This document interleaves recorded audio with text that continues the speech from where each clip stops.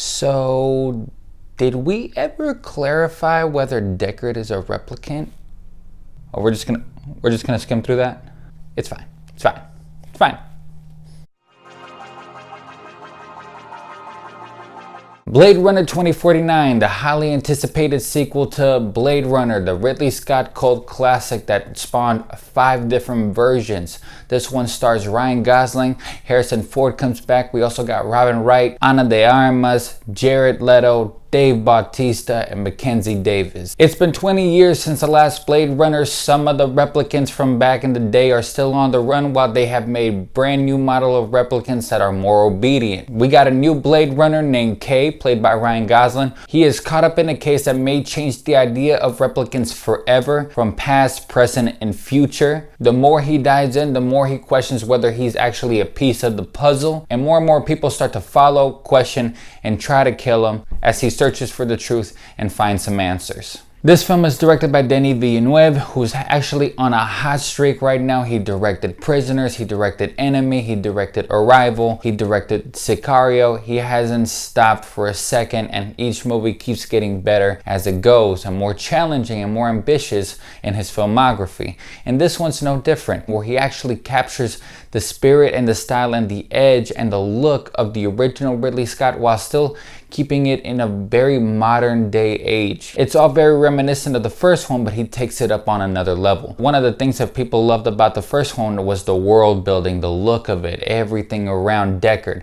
And this one is just as interesting, just as fantastic. Of course, the hottest director in the game needs the hottest cinematographer in the game, Roger Deakins, and he brings forth his talent and he does amazing work. Every shot here is beautiful. You can just put it as a wallpaper.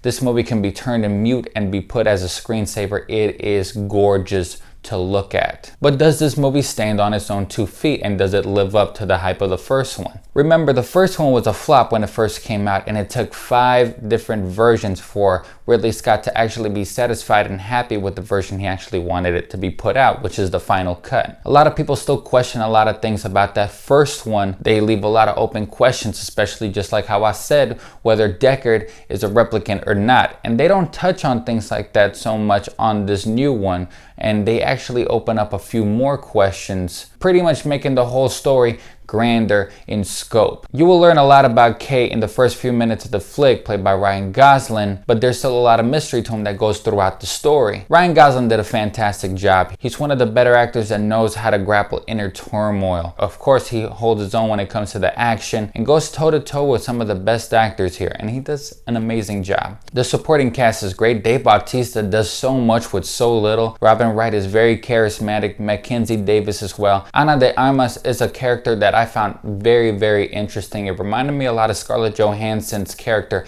in Her. While Jared Leto is not in the movie a lot, don't worry, he doesn't Joker this thing up. This is not no Suicide Squad over the top show. He actually tones it down, keeps it in character, and he is very interesting, and I feel like they might do something more with his character in the future if they wanted to. But of course, everybody's here to watch Harrison Ford's comeback as Rick Deckard. Well, let me tell you, he takes this character to another level. This character becomes even more emotional. Harrison Ford really is fantastic in this role. It was Rutger Hauer's performance that got people's attention in the first one, but in this one, people are going to walk away with Harrison Ford's performance, and I wouldn't be surprised if he gets a Best Supporting Actor nomination out of this. Does the storyline hold up to the original? I believe the original one is a little bit more cryptic. It's a lot slower.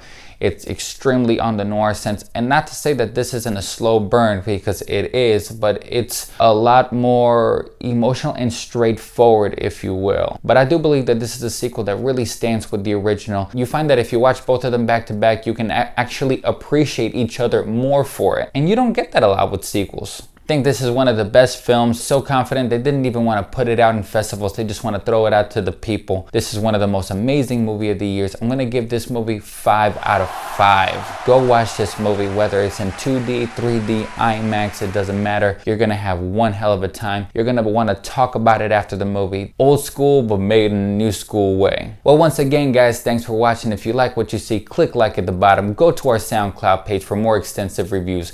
This is Ray from LiveWire, and once again, thanks for watching.